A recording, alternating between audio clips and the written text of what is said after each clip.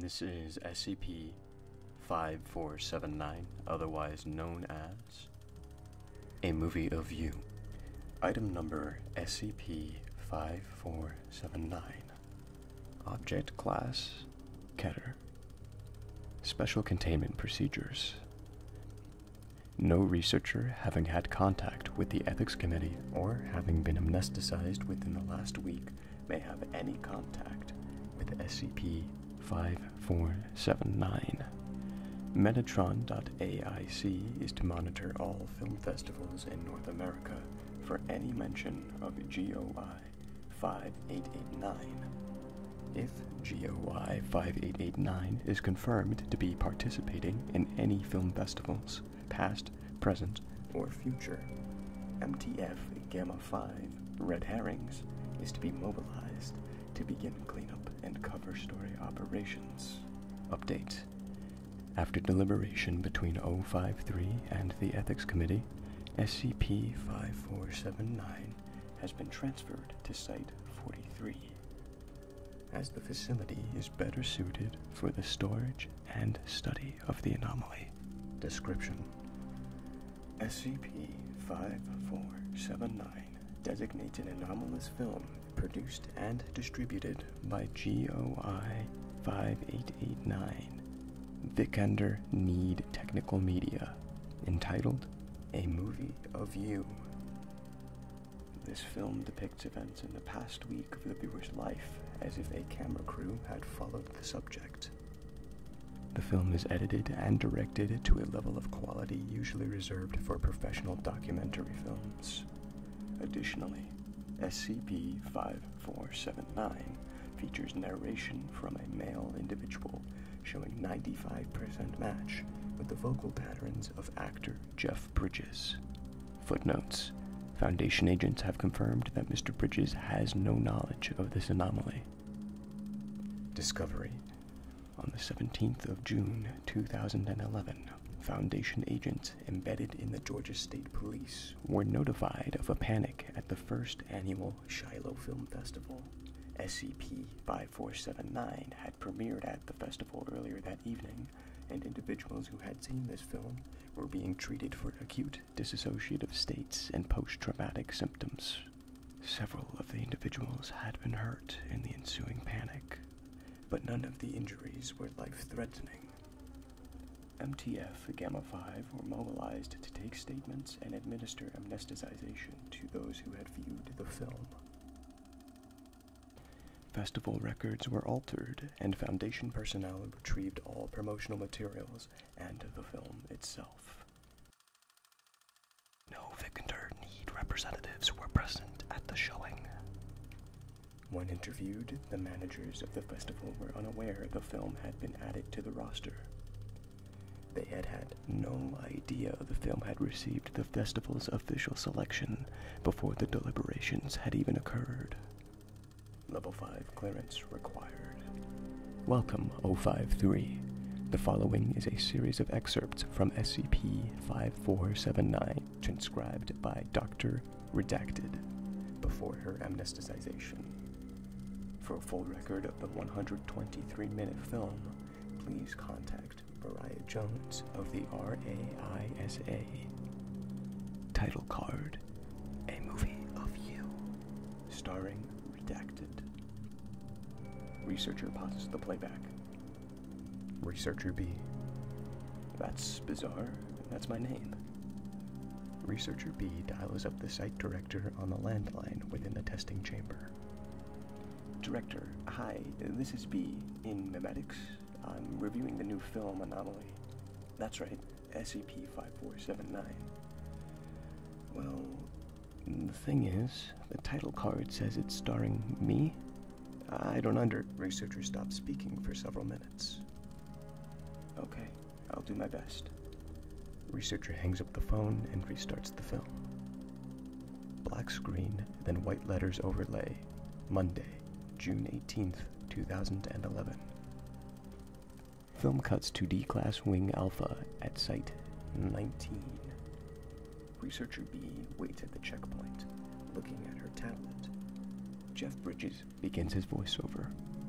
Jeff Bridges, Redacted. Redacted had a long day ahead of her, with what a backlog of memetic anomalies to review.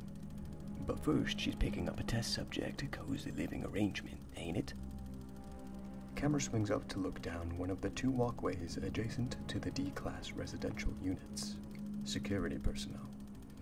D-17568, you will accompany Dr. B to the testing lab and follow her instructions. D-17568. Yes, sir. Researcher B nods, not looking up from her tablet, and walks back into the opposite direction. D-17568 follows closely behind. Jeff Bridges. Don't worry, she grows on you. Film cuts to Researcher B and junior researcher Sarah Polanski, her subordinate, looking through an observation window into testing chamber Gamma. D-17568 is assessing examples of memetic filters, testing for effectiveness. Polanski. Okay, D-17568, and tell us what you're feeling when you look at the picture. D-17568. Dizzy. It's like I've been in a hot shower too long. Can I look away yet? Researcher B shakes her head. Polanski. Not quite yet, but keep us informed if anything changes. Polanski turns back towards Researcher B and receives a coffee bar from her. Polanski. Thanks. Researcher B. You hear that Benning lost a couple more? Polanski. No, God, that idiot. Can't he train them better? Researcher B shrugs. She looks through at D-17568, typing out notes on her observation. Researcher B. All I know is one of these days he's gonna be the one to get the shit detail. Polanski. Yeah, I see what you did there. She sips her coffee and looks through the observation window. Polanski. Oh, crap. Researcher B looks through the window. The camera follows her gaze to show D-17568 slumped over the desk, the tablet with memetic filter having fallen to the floor. Researcher B. God damn it! That took hours to encode. She opens the testing chamber and gathers up the tablet, careful to avert her eyes until the memetic filter is turned off. She takes a few moments to run a diagnostic program. Researcher B. Oh, thank God. It's okay. Polanski. Better call in for medical. Researcher B. Suppose so. Jeff Bridges. Here at the SCP Foundation, it's the bedside manner that really sets him apart from your more traditional internment camps. Film cuts to black. Screen remains black, and then white letters fill the screen. Tuesday, June 19th, 2011. Segment opens on a large auditorium-styled meeting room, subsequently confirmed to be Briefing Room Beta, Site 19. Researcher B is sitting in the audience as HMCL Director Hughes continues speaking. Jeff Bridges. Just another day in the life of Level 3 researcher. But life at the Foundation was far from ordinary. Even the bureaucracy has its sacrifices. Director Hughes. We had another 3 D-Class dead in 173's containment. And this is ridiculous. We know what is necessary. We know how to deal with this stupid statue. Benning, you want to tell me how we lost another 3 yesterday? Researcher Benning. Human error. They had been involved in cleaning operations on 2 other occasions. Hughes. Bullshit. These are important assets, unless you'd like to be in there hosing down the shit in blood. Benning does not respond. Hughes sits on the desk next to his laptop. Hughes. Let me make something clear to all of you. We don't have endless bodies to throw at these anomalies. Don't take the D-Class for granted. They may be disposable, but they need to be preserved like any asset. The gathered researchers are staring at Hughes. Hughes. Repeat after me. The D-Class are useful tools. Benning, it's time we change the system around the statue anyway. And no reason we can't automate. And the rest of you, keep it in mind. D-Class may be there for our use, but use them wisely. Researcher B files out of the room with her colleagues. As she approaches Memetic's Lab Gamma, an alarm starts ringing. She hurries into her lab, secures the lab door, and goes to her desk, withdrawing a Ruger 9mm sidearm from a drawer. She sits behind her desk on the floor, gun gripped tightly. Jeff Bridges. One might ask, what did she do to deserve this? But the stark truth is, people don't get what they deserve. They just get. There's a pounding on the lab's door as explosions are heard deeper in the facility. Someone is yelling through the door. Researcher B braces her arms across the top of the desk while sitting on her knees, the Ruger pointed at the secured door. The yelling is indecipherable through the door. Jeff Bridges. Her heart beats intensely, sweat pouring down her back. Who would pound on a lab door like this? Who could this be? Too long since she was on a range. She hasn't fired the gun in months. The yelling through the door becomes clearer as the distant explosions momentarily cease. D17568. Dr. B, let me in. It's insane out here. Emergency. Containment breach in process. All non-security personnel are remanded to their stations in order to perform lockdown procedures. This is not a drill. The door to the lab is struck hard twice by a metallic object. Researcher B is shaking her head. Jeff Bridges. What sort of containment breach is it? What if this isn't the D class? D17568. Please, please, please, please, let me in, goddammit. The metallic clanging reaches a high tempo, finally breaking the electronic lock and allowing the D class to wedge open the door. The klaxon continues to sound, in addition to the lab-specific alarm that begins as the secured door is breached. D17568 lurches forward towards Researcher B's position behind the desk. He's bleeding from a wound on the scalp. Help me. She shakes her head violently. Researcher B. Get the fuck out of here. D17568. I go out there, I'm dead. Jeff Bridges. She's got a serious moral quandary here. He broke into a secure lab during a containment breach, but he's injured in D class. Maybe he doesn't know what lockdown procedures are. Besides, security personnel scramble their brains damn near weekly. Researcher B. Get out. Final warning. D17568. No, no, no. D17568 moves forward towards her until they are only a meter apart, reaching for her hand. Researcher B fires her sidearm twice into his chest. D17568 falls backward and lands on the tiled floor of the lab. Researcher B hurries around him and slams the door shut, wedging his stool against it. She turns back to the D class and watches as he dies, her arms shaking. Jeff Bridges. Well, what do you know? That D makes sense now. Film cuts to a montage of security personnel clearing the room and maintenance repairing the door.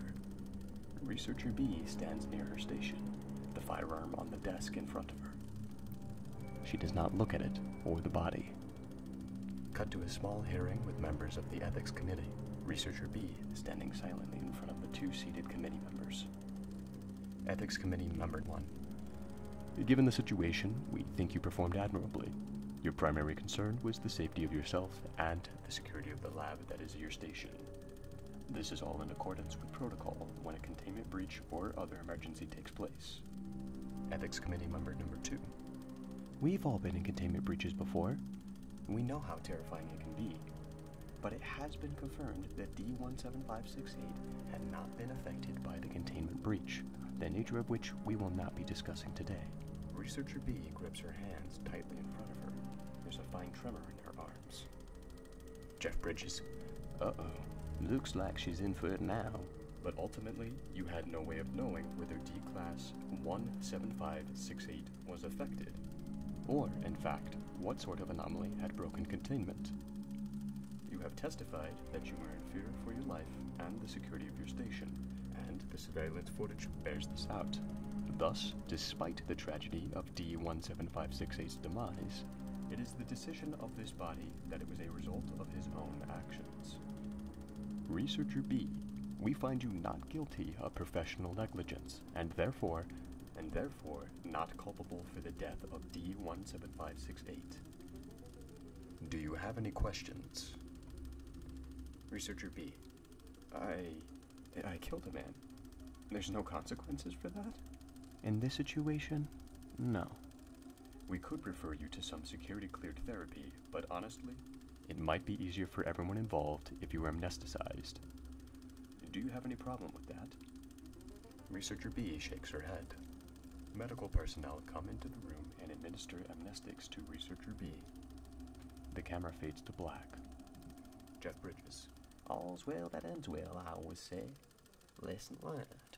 Of course, she won't remember the lesson, but no harm done. Besides, what did he think was gonna happen? He wasn't putting the ideals of the Foundation first. And that way lies disaster. Researcher B pauses the playback. Researcher B. Jesus Christ. Internal surveillance in the testing chamber shows her hanging her head, propped up by both arms, murmuring to herself. Researcher B. None of that happened, did it? The phone rings in the test chamber. Researcher B picks up the receiver. Researcher B. Director? What is it? She listens for a few moments, then shakes her head. Researcher B. No, it doesn't seem to have any mimetic effect. Just, for the lack of a better word, I'm not doing well with this. Watching yourself do things you don't remember, it's disturbing. She stops talking, presumably listening to the phone. Researcher B. I'm sorry to interrupt, but I mean, did this happen? She pauses. I see. Thank you. I'll continue. Researcher B hangs up the phone and restarts the film. White letters on a black background fill the screen. Wednesday, June 20th, 2011. Film segment opens on Mimetic Lab Gamma, Site 19. The camera pans around the space before framing Researcher B and Polanski. B is turned away from the camera, but Polanski looks in the general direction of the camera, almost making eye contact before looking away. They're both laughing. Right, and then he pulls the mug out of the microwave and mimes looking horrified, screaming, "The coffee is a cognito hazard." Researcher B laughs.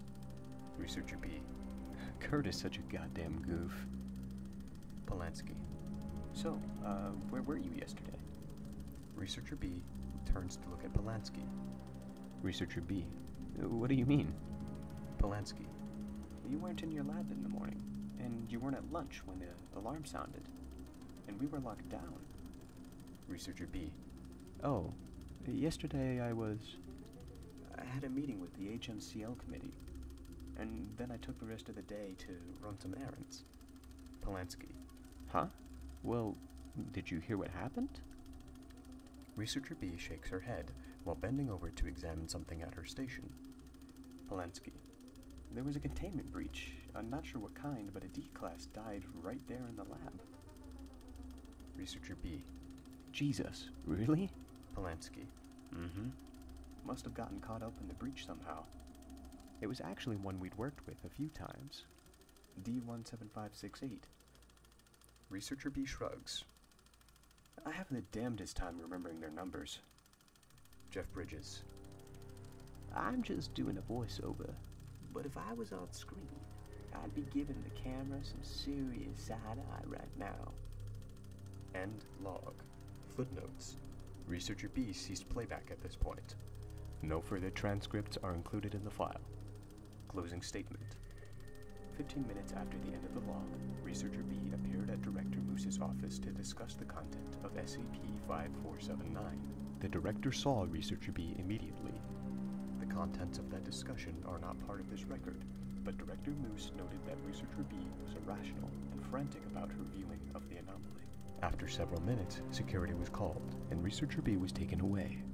Ethics Committee members determined that the best course of action for all involved was to amnesticize Researcher B concerning her viewing of SCP-5479. With this conclusion, the Ethics Committee adjudicated the situation as resolved. Researcher B was allowed to return to her normal work duties the following day, with a classified demerit on her personal file. Director Moose reported her concern to the O5 Council regarding SCP-5479 being studied by those researchers who had contact with D-Class or other ethically challenging, sensitive responsibilities.